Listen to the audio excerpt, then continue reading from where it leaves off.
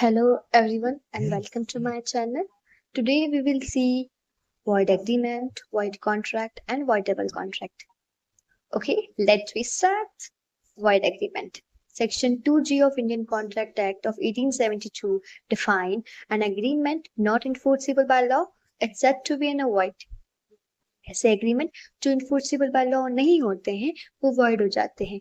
तो हमने देखा था कॉन्ट्रैक्ट की डेफिनेशंस में कि an agreement which is enforceable by law तो वो क्या बन जाता है, एक कॉन्ट्रैक्ट बन जाता है. ठीक है.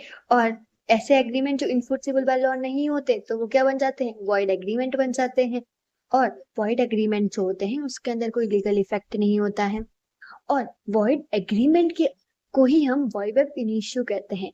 मतलब वो from the starting, from the beginning he void होते हैं. ऐसे एग्रीमेंट जिसमें माइनर के साथ जो एग्रीमेंट्स करते हैं वो वॉइड एब इनिशियो होते हैं, वो इनवैलिड होते हैं, वो वॉइड होते हैं from the starting.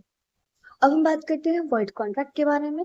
Void contract section 2J of Indian contract act of 1872 define a contract which to be enforceable by law become a void when it ceases to be enforceable.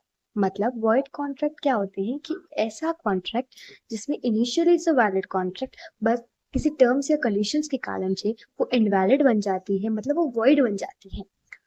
अब हम उसको example से समझते हैं कि मैंने एक contract किया था एक सिंगर के साथ. मैंने उसको कहा था कि 10 अप्रैल उसको एक इवेंट में गाना गाना था, ठीक है, परफॉर्म करना था. बट 9 अप्रैल को ही वो उसकी तबीयत खराब हो जाती है तो वो परफॉर्मेंस नहीं कर पाता है. फ्रॉम द स्टार्टिंग जब कॉन्ट्रैक्ट किया था it's a valid contract, but 9 को उसकी तबीयत खराब हो जाती है तो वो क्या हो जाता है, वॉइड बन जाता है. जब परफॉर्मेंस का टाइम आया तो वो परफॉर्म नहीं कर पाता है ना, तो it is a void contract. ठीक है.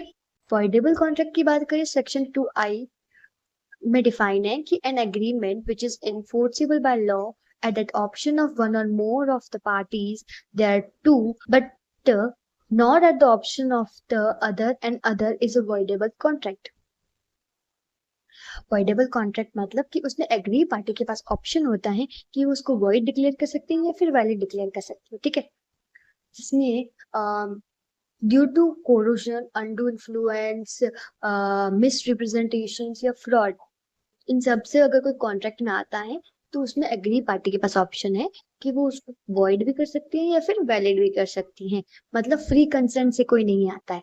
जैसे कि हम इसको एग्जांपल से समझते हैं कि एक पार्टी है ए एंड बी. तो ए जो है उसको डरा धमका के उसकी खुद की प्रॉपर्टी जो है एक्चुअल कीमत समझ ले तो 1 करोड़ होगी, बट डरा धमका के वो प्रॉपर्टी वो 5 लाख में ले रहा है.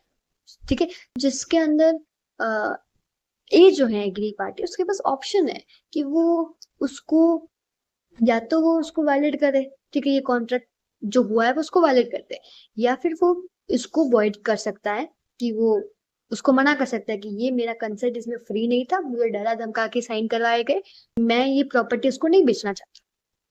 ये सब चीजें वो बोल सकता है तो वो उसको वॉइड डिक्लेयर करवा सकता है. तो ये होता है वॉइडेबल कॉन्ट्रैक्ट.